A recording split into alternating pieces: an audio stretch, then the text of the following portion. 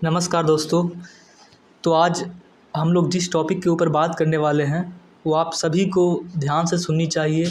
आप सभी के लिए बहुत ही उपयोगी है। जो लोग ये चाहते हैं कि अपने पैसे को कैसे और किस जगह इन्वेस्ट किया जाए, सही तरीके से इन्वेस्ट किया जाए ताकि उनका पैसा ज़्यादा से ज़्यादा मैक्सिमाइज होकर आउटपुट आए, तो उनके लिए कुछ हम इन्वेस्टमेंट तरीके के बारे में बात करेंगे। तो आज का जो हमारा टॉपिक है मेनली हम लोग डिस्कस करने वाले हैं एफडी के बारे में, टीडी के बारे में, म्यूचुअल फंड्स जैसे कि एसआईपी, लमसम, ये सब के बारे में, और कुछ कुछ इम्पोर्टेंट टर्म्स जैसे लॉक इन पीरियड क्या होता है, ये सब के बारे में हम लोग आज जानेंगे और समझेंगे एक्चुअली ये क्या होता है और कैसे काम करता है। तो चलिए, वीडियो शुरू करने से पहले आपको कुछ चीज़ें बता देना चाहते हैं डिस्क्लेमर के तौर पे कि आप म्यूचुअल फंड में इन्वेस्ट करने से पहले या किसी भी चीज़ में इन्वेस्ट करने से पहले आप सलाहकारों या एक्सपर्ट से राय ज़रूर ले लें। तो चलिए अपने टॉपिक्स की ओर बढ़ते हैं। तो जैसा कि आप जानते हैं एफडी माने फिक्स्ड इंटरेस्ट रेट पे डिपॉजिट किया गया अमाउंट, ठीक है। तो एफडी अपना जो होता है एक फ़िक्स्ड अमाउंट डिपॉजिट करने का तरीका होता है जो आप शुरू में ही इन्वेस्ट कर लेते हैं, हाँ, इतने पीरियड्स के लिए। तो इसमें क्या होता है कि आपको टैक्स लगते हैं सोर्स पे, क्योंकि आप जैसा कि आप पैसा इन्वेस्ट कर रहे हैं तो कहीं ना कहीं आप पैसा कमाए हैं या फिर कहीं से सेविंग्स करके बचा के आप इन्वेस्ट कर रहे हैं, तो इस पे टैक्स लगते हैं जो कि मिनिमम 10% लग सकते हैं और मैक्सिमम और भी बढ़ सकते हैं, जो कि जगह जगह बैंक्स के हिसाब से चेंज करते हैं। तो ये एक तरह का गारंटी इन्वेस्टमेंट प्लान है, मतलब मेथड है, जिसमें कि आपको फिक्स्ड इंटरेस्ट रेट पे आपको डिपॉजिट करनी है अमाउंट, ठीक है, फिक्स्ड डिपॉजिट करनी है शुरू में ही, और आपको एक पीरियड्स के बाद आप वो पैसा इंटरेस्ट के साथ आप निकाल सकते हैं। तो ये हो गई आपकी एफडी, ठीक है। और एक टीडी मीन्स होता है आपका टाइम डिपॉजिट अमाउंट, ठीक है। तो इसमें बहुत लोगों को कन्फ्यूज़न होती है कि एफडी क्या है, टीडी क्या है, दोनों सेम तो नहीं है। तो टाइम डिपॉजिट जो अमाउंट होती है या टाइम डिपॉजिट, वो एक तरह का एफडी ही है, बस उसमें क्या है कि वेरिएबल इंटरेस्ट रेट होते हैं, ठीक है, जो कि मार्केट के परफॉर्मेंस के हिसाब से चेंज होते हैं। जो कि टीडी को जनरली हम लोग पोस्ट ऑफिस में डिपॉजिट करते हैं, ठीक है। मतलब ये ज़्यादातर पोस्ट ऑफिस में ही हम लोग डिपॉजिट करते हैं, और इसकी अवधि होती है तकरीबन 1 से 5 साल की ओर। तो देखा जाए तो एक तरह से एफडी और टीडी दोनों एक तरह से सेम एसेट के तौर पे ही वर्क किया जाता है, सेम तरीके से काम किया जाता है एसेट्स पे, ठीक है। तो वही डिफरेंस है एफडी, आप जैसे डिफरेंस दोनों अलग, एफडी है कि आप कई बैंक में इन्वेस्ट कर सकते हो, वेरियस टाइप्स ऑफ बैंक्स है, बहुत तरीके का। तो लेकिन टीडी क्या है, अपने पोस्ट ऑफिस में डिपॉजिट किया हुआ अमाउंट, उसको टीडी बोलते हैं, ठीक है। ये मेनली आपका डिफरेंस है। अब हम जानते हैं कि जैसे कि बैंक ऑफ इंडिया हो गया, एचडीएफसी बैंक हो गया, तो वो क्या मतलब बैंकों में जो बदलाव हुए हैं रेट के हिसाब से, तो वो कुछ हम जानने का कोशिश करते हैं, ठीक है। तो अगर 1 से 5 साल तक की ओर अगर देखा जाए रिकॉर्ड्स, तो टीडी में अगर देखा जाए तो 1 साल में अगर आप इन्वेस्ट करते हैं तो 6.9% आपको इंटरेस्ट मिलती है। वही अगर बैंक ऑफ इंडिया में देखा जाए तो 6.5, एक्सिस में 6.7, इंडस इंड में 7.5 और एचडीएफसी में 6.6% तक की आपको इंटरेस्ट रेट मिलेगी। और वही 5 साल वाली स्कीम में अगर एफडी और टाइम डिपॉजिट किया जाए तो उसका अगर देखा जाए तो टाइम डिपॉजिट में आपको 5 साल की अवधि के लिए 7.5% इंटरेस्ट रेट मिलती है, जबकि अगर बैंक ऑफ इंडिया में अगर आप डिपॉजिट करेंगे तो 6% इंटरेस्ट रेट, एक्सिस बैंक में 7% इंटरेस्ट रेट, और इंडस इंड बैंक में 7.25% इंटरेस्ट रेट, और एचडीएफसी में 7% इंटरेस्ट रेट मिलेगी। और एक ज़रूरी बात आप सभी को बताना चाहता हूं कि अगर आप टाइम डिपॉजिट स्कीम या एफडी में 5 साल के लिए निवेश करते हैं तो आपको इनकम टैक्स एक्ट 1961 के तहत जो एटीसीयूज़ का सेक्शन है, तो आप टैक्स का फ़ायदा उठा सकते हैं, जो कि 1.5 लाख, 1.5 लाख तक रुपए आप इन्वेस्ट करके आप इनकम टैक्स में छूट ले सकते हैं, फ़ायदा उठा सकते हैं। तो इसमें आप जो सालाना ब्याज आपको दिया जा रहा है इंटरेस्ट के हिसाब से आप चूज़ कर सकते हैं कि कहाँ आपको ज़्यादा बेनिफिट हो रही है, या बैंक का एफडी में आप डिपॉजिट करना चाहते हैं अमाउंट, या फिर टाइम डिपॉजिट अकाउंट में इन्वेस्ट करना चाहते हैं। अब मूव करते हैं म्यूचुअल फंड्स की ओर।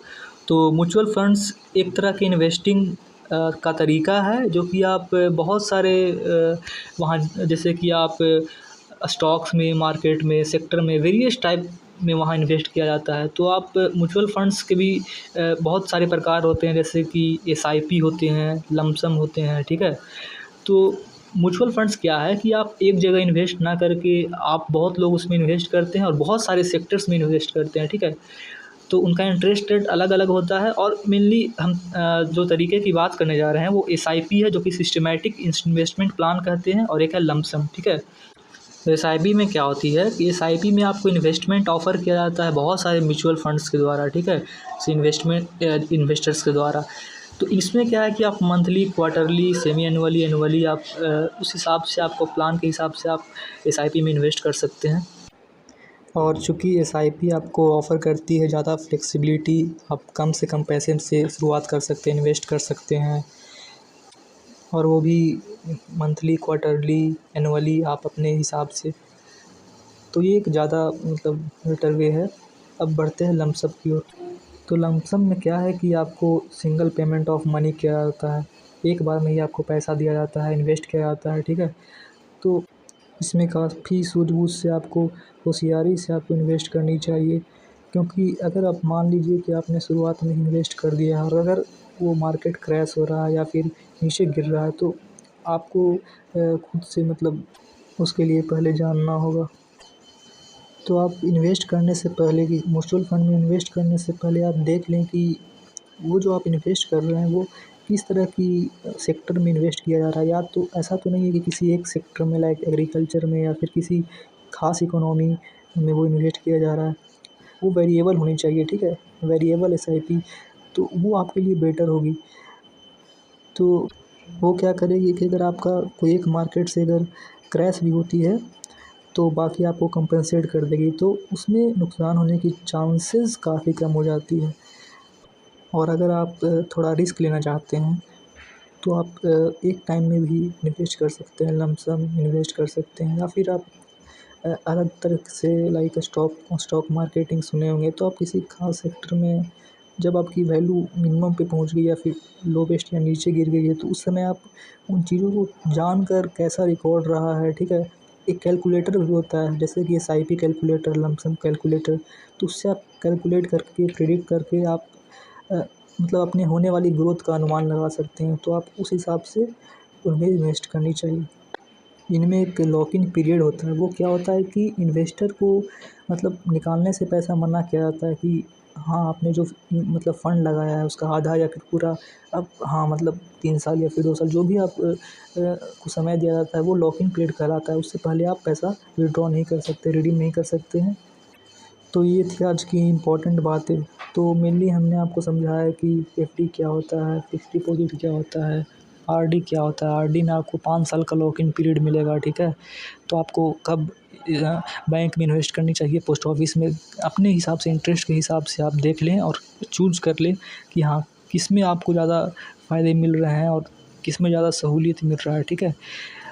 और हमने देखा कि टीडी क्या होता है, टाइम डिपॉजिट, जो कि हमने पोस्ट ऑफिस के बारे में जाना कि उसमें जो हम इन्वेस्ट करते हैं एफडी ही एक तरह का है। एसआईपी के बारे में हमने जाना कि जो कि ज़्यादा फ्लेक्सिबिलिटी ऑफ़र करता है, और एक तरह से म्यूचुअल फंड है जो कि आपको इन्वेस्ट करने के लिए आपको लाइक ज़्यादा फ्लेक्सिबिलिटी देता है। आप कितना भी पैसा कम से कम में स्टार्ट कर सकते हैं और कितनी भी किस्तों में, लाइक मंथली, आप क्वार्टरली, बहुत तरह के ऑप्शंस आते हैं उसमें। लमसम हमने देखा जिसमें कि सिंगल पेमेंट हो रही थी, एक ही बार शुरू में इन्वेस्ट किया जा रहा था। तो दोनों की इंटरेस्ट रेट अलग अलग होती है, एसआईपी की, लमसम की। कई बार लमसम थोड़ा बहुत आगे चला जाता है, बट मेरे हिसाब से अगर पूछा जाए तो मैं बोलूँगा कि एसआईपी आपका एक बेटर तरीका हो सकता है, क्योंकि इसमें आप पर उतना बोझ भी नहीं पड़ेगी शुरुआत में, और धीरे धीरे आप अच्छे खासे इन्वेस्ट कर सकते हो, और मार्केट रिस्क भी कम है। हाँ, हालाँकि एक डिस्क्लेमर दे देता हूँ इस वीडियो में कि आप कृपया टाइम के अपडेट के हिसाब से आप किसी भी चीज़ में इन्वेस्ट करने से पहले खुद से जान जाएँ और उसकी सत्यता की जाँच कर ली जाए, तभी इन्वेस्ट करें।